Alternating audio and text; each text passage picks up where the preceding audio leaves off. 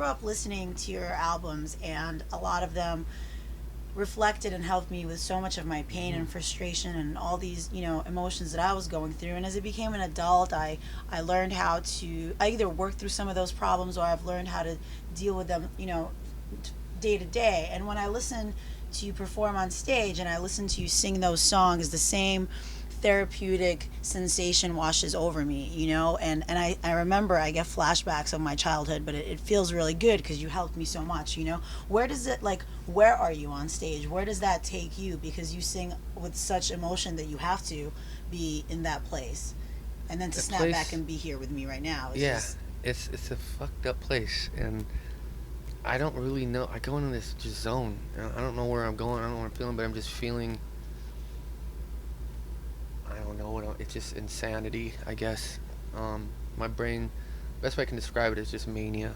Basically, it's just my brain is just firing in everywhere, and I can't really concentrate. And I'm just feeling where I'm at in the words, and I'm just giving 110%. And it's not about my voice or anything coming out. It's just what's coming out of here, to the kids, to the people, and that's what I do, and that's what gives me the satisfaction of being in this band because I've helped so many people over oh the years yes.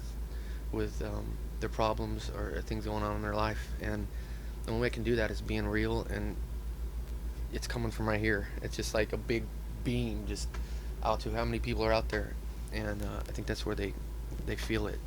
And the biggest thing was like when we first came out, it just for me, I thought I was alone. I thought I was the only one that felt that way. Hmm. And when the success of the band came and all these kids started coming and all this stuff, I was like, holy shit, I'm not alone. And it was the same feeling they were getting back. It's like, thank you for making Hmm. this record. I'm not alone. You have the same feelings. Thank you for doing this. It made me feel better, and that's why I'm still here 18 years later, still doing it.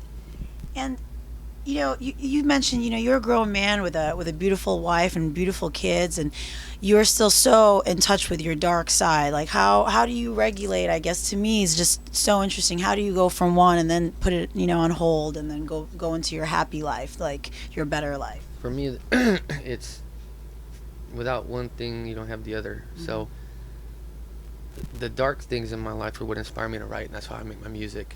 I'm very happy on the other side too. It's like once I had kids and got married and did all that, it just I'm happy. I wake up in the morning happy, and I'm just excited to wake up. And what am I going to do with my kids today?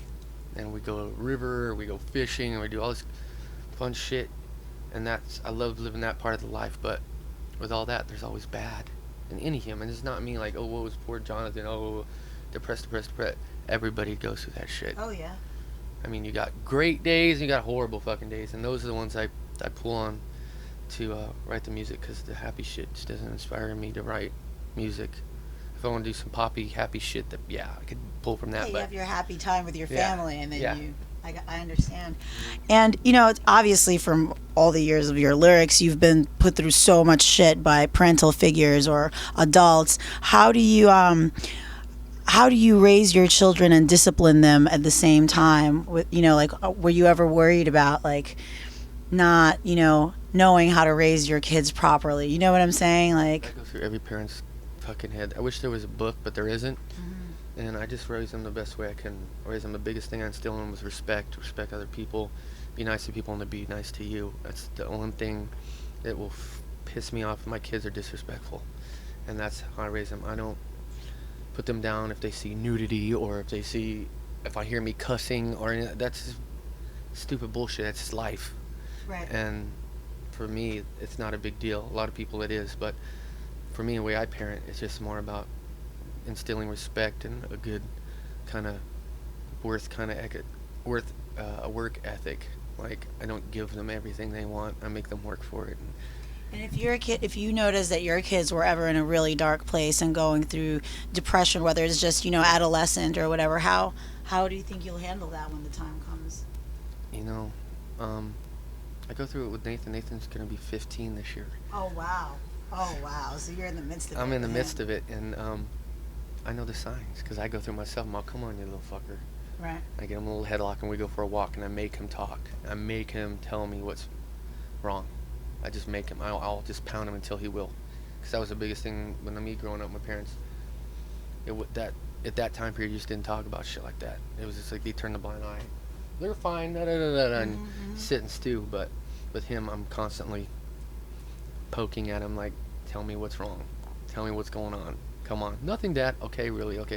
I'm gonna sit here until you tell me, and I'll just stare at him. Does he dig your music?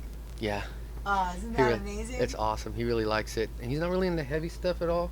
But he wants to be a composer, so he's into classical music and really kind of stuff, and that makes me happy. He's always been into weird, odd shit. He was into fencing, and now he's back into baseball. He's just stoked, and music is more classical and stuff like that.